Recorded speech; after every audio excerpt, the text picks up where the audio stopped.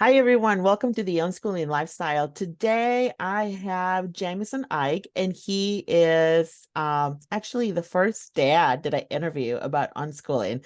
So I'm actually really excited. Welcome, Jamison. How are you today? I'm doing well, thank you. So that's a big, big honor, I guess. I don't know. Yeah, because I feel like unschooling. So, for those of you that don't know, so I interviewed Stephanie, his wife, and Stephanie is also an advocate for unschooling, and that's how we met through our advocacy program. And there's a lot of women involved and stuff like that, but I have hardly you don't hear dad's voices a lot. So that's kind of what I wanna take this conversation in on what your first, I would like to learn a little bit about your background. I grew up in a relatively small town, around 3,000 people. Mm-hmm. We call it a farming community in central Indiana, and had a traditional school experience. Probably a little different than a lot of people. My graduating class had 73 people. Oh, wow. It was not a very diverse group of people, Okay. Midwestern Indiana town, and Mm-hmm.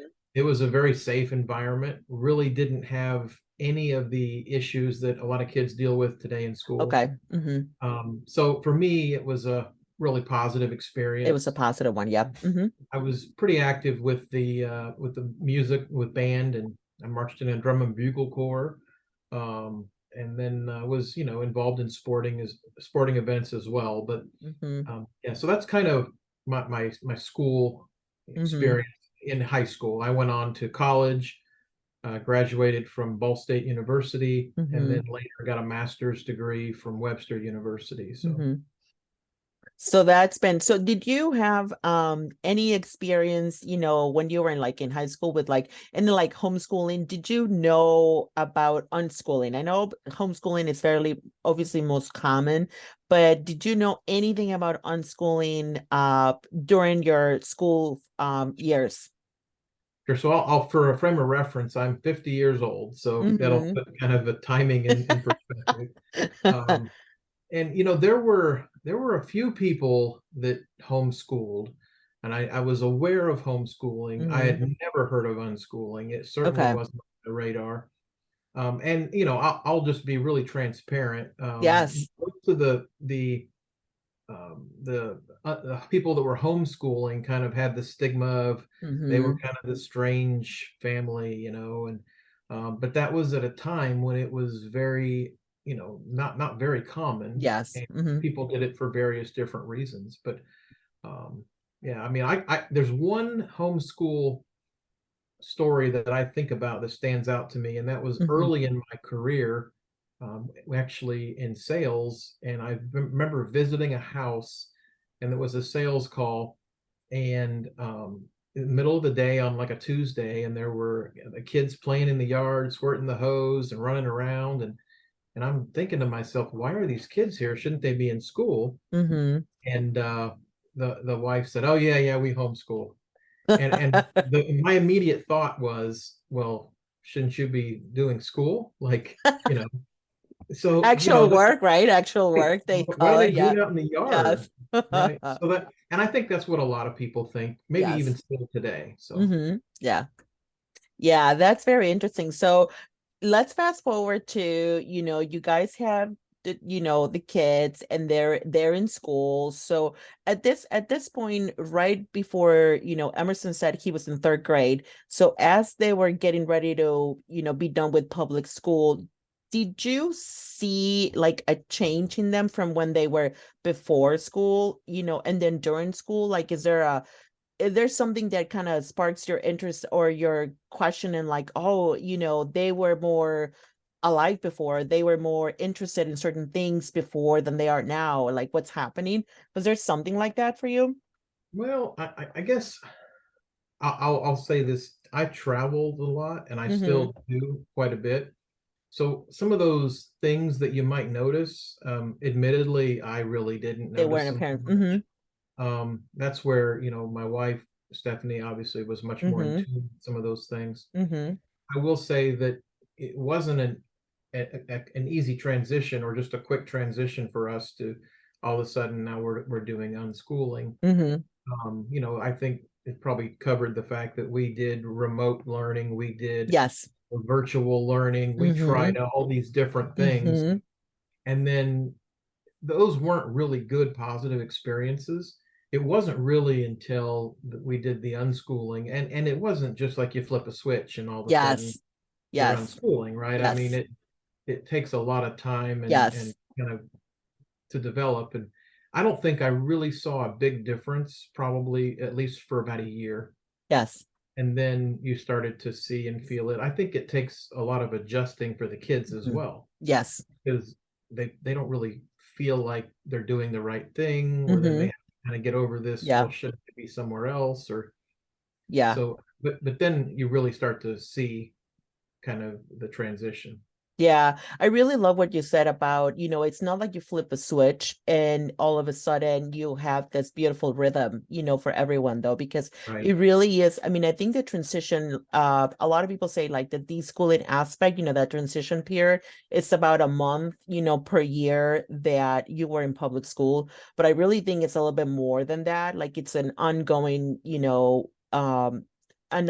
process for everyone. So it's definitely not super fast. And I think that's why a lot of people get anxious about wanting it to be like all perfect and, all happy when it's just a process, right? Well, and it's not going to be the same for every child, is it? Yes, Right. exactly. I mean, we have two children that are very different personalities, Mm-hmm. have very different needs, and I think that's probably what most Mm-hmm. people experience.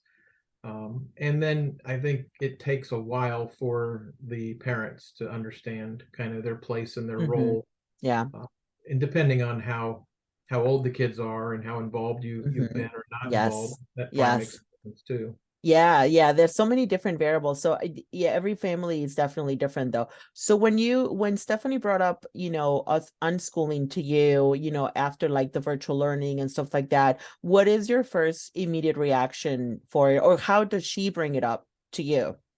Yeah, I don't remember the moment, but my initial reaction was absolutely not, right? We're not going I to love do that. that. Yeah, I mean, Yes. I I almost feel like I just eventually gave in, like Okay. it was I would love to say, "Oh yeah, I did the research and I realized what a great Thank you for being opportunity this honest. I was." love that. Yeah, it wasn't like that. I mean, I had a different experience, and I will say this, one of the things that I felt like was, and this is maybe a selfish commentary, but I thought about all the things I was going to miss out on, right? I was going Yes. to miss out on Mm-hmm. the football game and the dances and the this but you don't. Those things all are Mm-hmm. still available. I mean, if you Yeah. choose to do that. Yeah. But it was interesting that in my mind, I immediately went to what am I going to miss out on, Mm-hmm. and didn't really consider all the things I would gain Mm-hmm. by having that accessibility to the kids and the things they were doing. Mm-hmm. And then we ended up really changing the way we approach life and the way Mm-hmm. we travel and things like that, which we Mm-hmm. could talk about. But Mm-hmm. That is just absolutely fascinating though, because it is definitely when, some of the comments that I heard during the pandemic, it was like, oh, I'm so ready for this kids to go back to school because hey, we are so, or at least in my case, I felt, a little bit the same, like that my time was being taken almost, from me, right? To do stuff that I wanted to do and perhaps what the expectations were of them being in school in that path that everyone tells you that that's the way it's supposed to go. So I really love how you really recognize that because I think as parents, we're told that we're supposed to give all of ourselves to our children, when in reality, the way, or at least what has worked for us right now, is that we see it as a partnership. If I'm uncomfortable, if I don't want to do something, I'll say it, and then we'll all come to the middle. And sometimes if I want to do something, I'll say it. I'm like, that's what I want to do, right? right. So, but and as you, I know Stephanie's also said that the pandemic was a big change for you in terms of how, you know, to really see what their life was like, right? Yeah, I mean, I guess it depends on how that was framed. I mean, there were certainly moments. We were actually on a cruise ship, really when COVID started, which is kind of Yeah. ironic because that's cruise ships were a big part of the Yes. conversation. And I got sick on that cruise. Oh, Who you knows did? what it was? Yeah.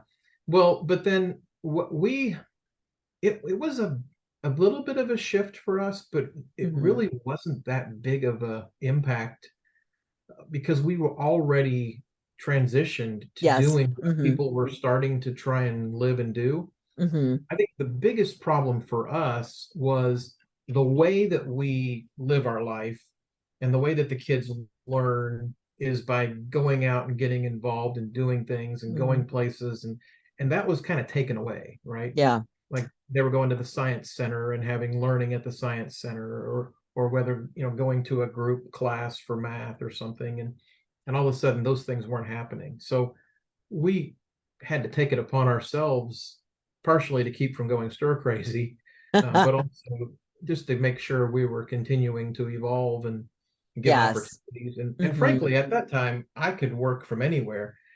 March 20th of 2020, I remember the day and I'll remember it forever. Forever. Yes. My employer sent us a letter and we closed production, closed manufacturing, and everybody went home. Wow. And we have not gone back. Here it is now, May 12th, 2023, and we still are at a work from home.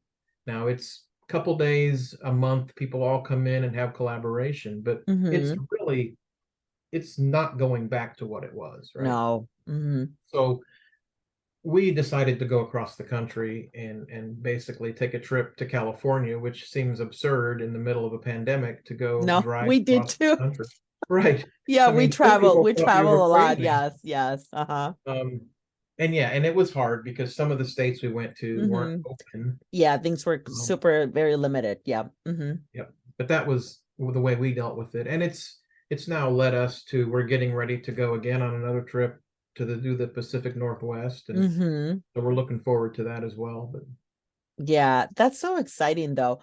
So as as you guys transition into unschooling, like I know our one of my biggest journeys as a parent was the self-work that I had to do, some of the things that would be said or something that would bring up some memories for me. And my husband and I kind of worked together to kind of get through that. Were there specific things that you had to work on just as a person to be able to continue to evolve in this journey with the rest of your family? I think it's just, and it's taken time, but Yeah. it's Hmm. just understanding that it's okay. Yeah, I think because even as this is happening, you're constantly second guessing, absolutely. questioning whether it's the right thing to do. Yes. Is it going to damage the kids? I Hmm. mean, are they not going to, be normal or perform Hmm. well or whatever? And of course, there's going to be moments and journeys along the way where the kids are going to give you that indication that hey, everything's not okay, or everything's Hmm. great. And I've found great growth in the children or the kids Yeah. where they have done some self-actualization and realized that hey, things are okay, or I want to do something different, and they Hmm. deal with it differently. Where Emerson basically decides that he wants to do things online and get Hmm. involved in all these different courses and meet with a lot of people. And then Hmm. my daughter would at one point decided, hey, you know what, I want to go back to school, I want to go. Hmm. And that did for us, that didn't mean sending them back to the public school. That meant Correct. finding a Yes. curriculum or some group where she could get Hmm. together, but it was her choice. So Exactly. Yeah. And I love that distinction though, because it's not, and I think I've always in previous meetings and stuff like that, I've always said, I've never been anti-school. It's just that if it's their choice and if that choice is what they need at that point, then I think it's totally okay. It's not that you're just finding the best resources of what they're looking for in that particular moment. So, yeah, even myself, someone that had a really positive school experience, I wasn't really picked on. I was the mhm, kid that got along with everybody, and mhm, relatively small school. If everybody had the experience I had, it would probably wouldn't be much of an issue.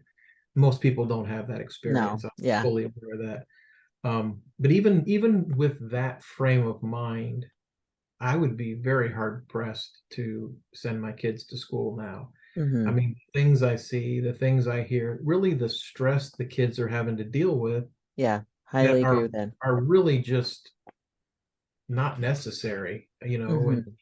not even getting into the big cultural issues and in challenges we have, Yeah. but just day-to-day psychological warfare Hmm. that these kids Hmm. have to deal with, which is Hmm. has nothing to do with their education. No. Hmm.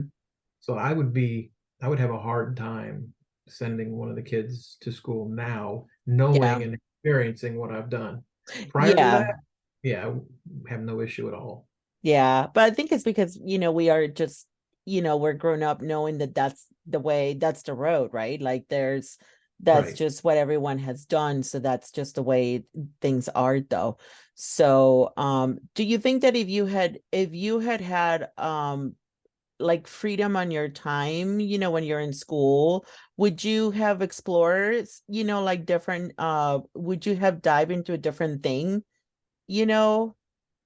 If I had the experience that my kids Mm-hmm. have, Mm-hmm. I don't know because I did have quite a bit of freedom to explore, Yeah. do a lot of those things. You know, it's unique that I mentioned I was in a drum and bugle corps. I Mm-hmm. joined that group when I was 13, and we would travel the United States and Canada and perform all summer long. And I basically would moved away from the age of 13 From for the the age, entire which is summer. unheard of now, right now. Yeah. Right, Mm-hmm. yeah, just Yeah. So the lived times were with different. families, and Mm-hmm. so I kind of had that experience. But yeah, I think it would probably be a little different. I'd probably go down the same path that I went down, but Mm-hmm. it might look a little different how I got there. Yeah. That's pretty nice though. I like that, that you're just not really thinking about that, but rather just like happy, with the way things turn out, because a lot of us, and not necessarily like me per se, but I think a lot of people sometimes we come to this lifestyle with so much, so many wounds that still need healing.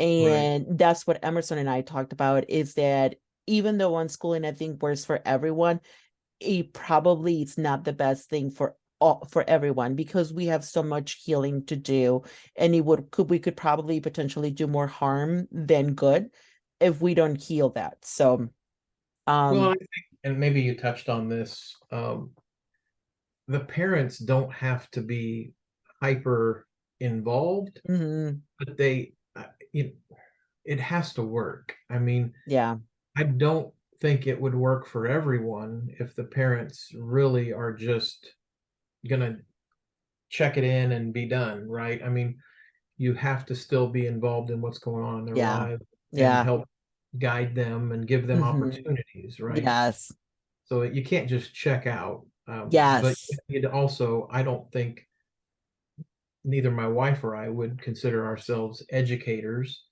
I mean, so we're not like working to teach the kids. It's more about exactly, giving them experiences and opportunities, yes, and that could be at the local, nonprofit, or it could be mhm, at a museum. It doesn't mean that it's tied to, financial means either. There are a mhm, lot of resources available, yeah, even local park, and things mhm. like that. So, Yeah. And it is definitely about facilitating, different experiences and stuff like that because it really a lot of mistaken perception that unschooling is like free range parenting and it is complete freedom, but I don't think, but it's like freedom and not license. So there is dynamics that have to be worked on, as families, how we navigate our rhythms during the days, during the nights, and stuff like that. So it's not complete chaos. I don't, at least that's well, right. you just said during the day and during the night, so that made me think of something. One of the things I've come to grips with it now, but Hmm. I struggled with it so much of if if you leave the kids to their own schedule, their own work, they're going to gravitate toward a time frame that may not be what you would traditionally expect. Yes. Meaning, they're going to be up later, they're going to Mm-hmm. sleep in the morning, they're going to do everything that they would do, but maybe not in the 8 to 5 In the eight kind to five frame. of Yeah. time frame, right?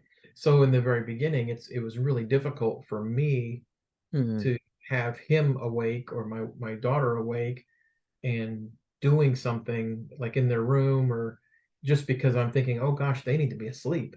But they're going to get their sleep, right? They're going to Mm-hmm. get what they need. But there's opportunities to explore, and frankly, technology, right, has given us so much more now that we can Mm-hmm. get. That's not from 8 to 5, right? It's 24 hours a day. So Yes. Yes. And then how long did it take you for you to come to terms with that though? Because I love staying up at night. I have no, like, I love that is, I think, some of our best moments sometimes they happen at night, but I know I have a hard time when I have to get up because sometimes my work starts like, I have to be at the airport at 4 in the morning. So I have to try to get some sleep, right? right. So how long did it take for you to kind of like come to terms with that and, go with the flow? Well, they don't keep me up, so it wasn't that kind of a situation. It's Yeah. just you just feel that gnawing sensation that this isn't right. Like Yes. you should be asleep. You What? should Why be are they asleep. awake? Yeah, Right? And that's my problem, not theirs. But to answer exactly. your question directly, at least a year or two. Yes. It's Hmm. and it wasn't that I was just tormented constantly by this, but it's just something that over time you start to realize that hey, it's okay. Like Yeah. it's gonna be okay. And I think eventually, and it eventually, like, mine keep me awake because well, they're up for once much smaller, they're much younger. But then you just start to I think about it like I like to stay awake late if I can get my sleep later the next day, then I love doing that. I just love doing that. But my husband cannot. Like my husband, he has to get his sleep, and that's okay because that's just the way he is, right? That's the way he works. So I really love that. So thank you so much for sharing that with us.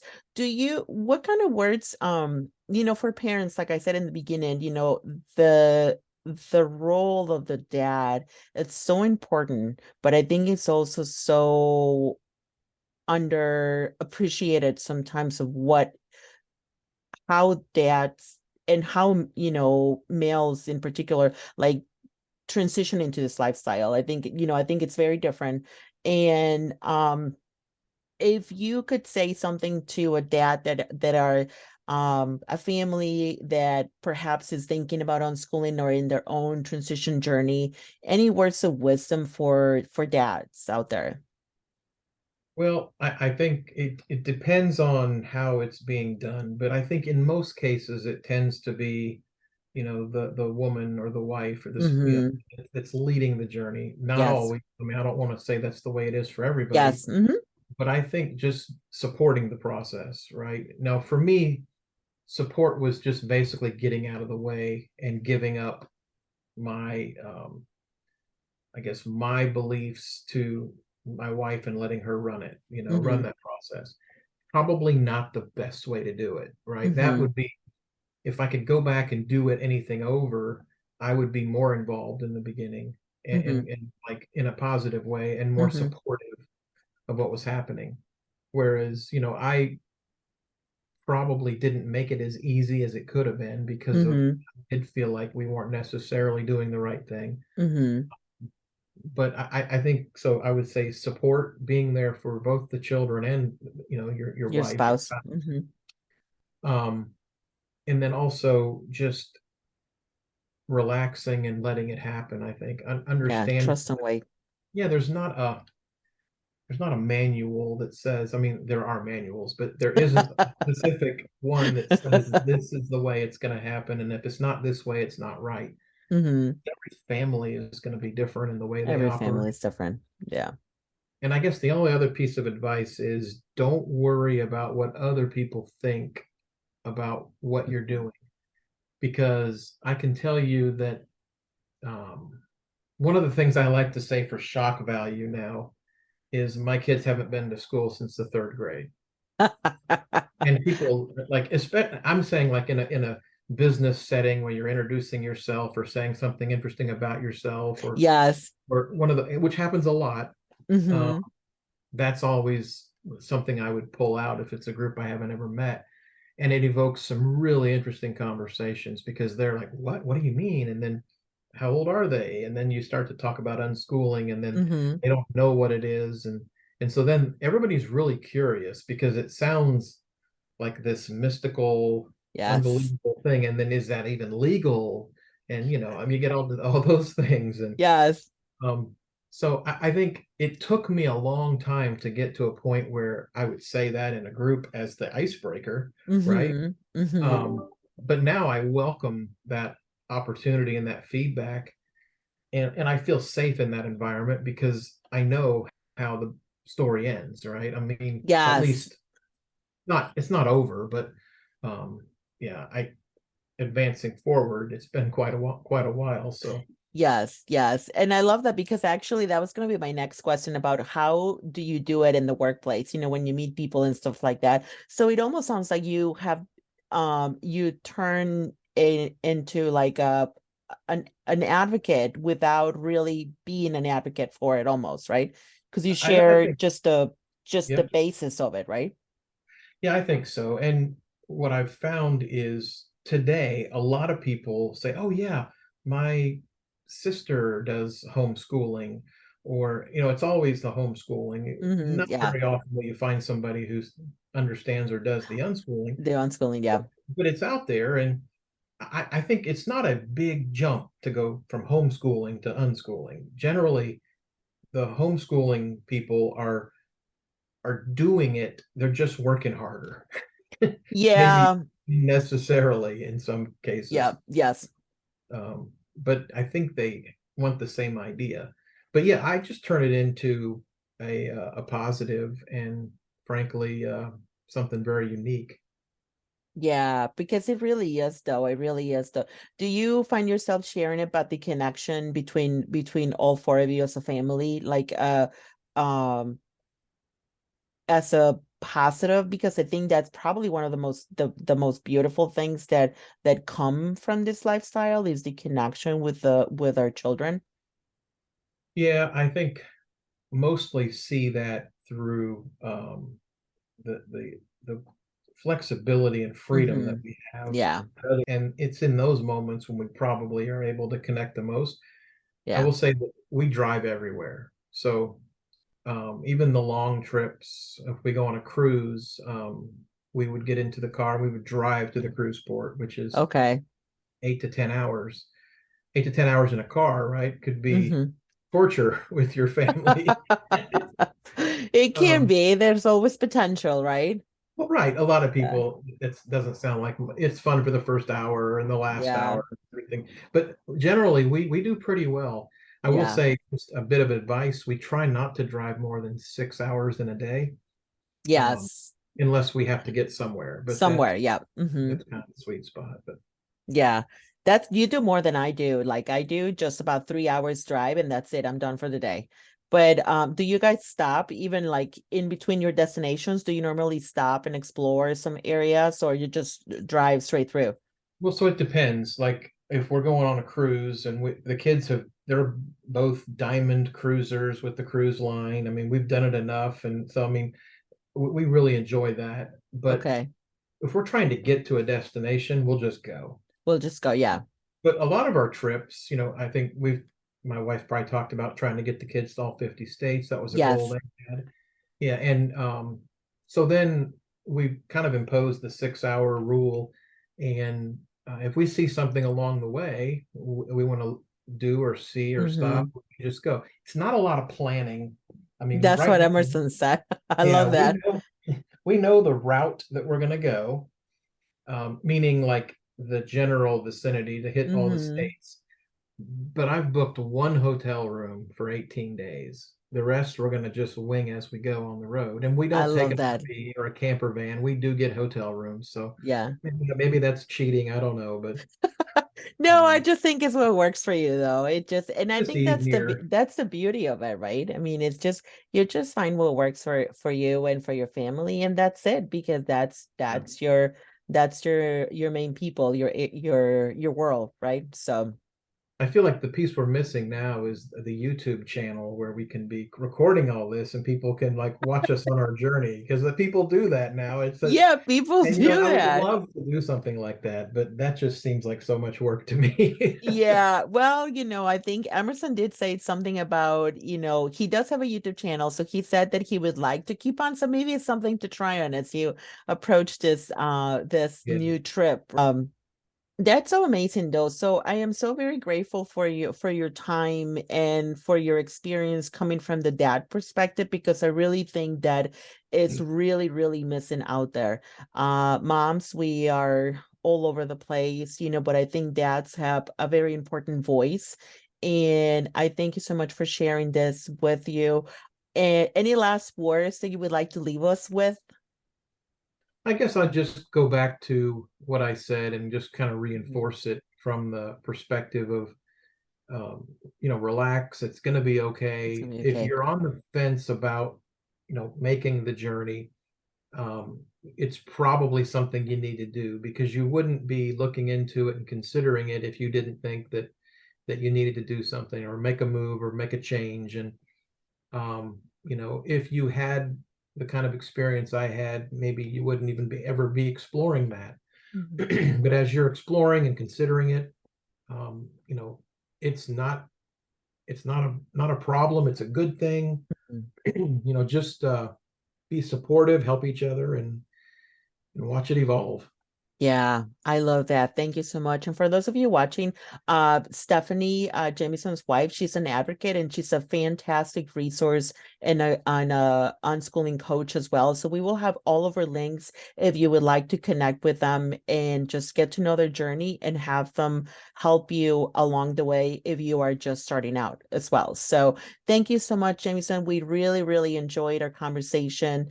And for those of you out there, please remember that your time is very precious. I hope you're making it count. Thank you and take care. Bye. Thank you so much, Jamison. Bye.